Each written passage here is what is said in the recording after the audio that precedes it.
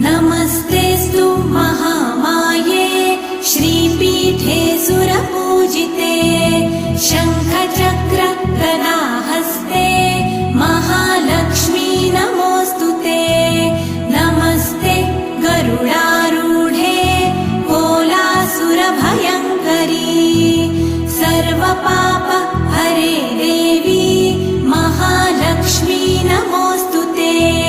महादेव्यै च विद्महे विष्णुपत्न्यै च धीमहि तन्नो लक्ष्मी प्रचोदयात्।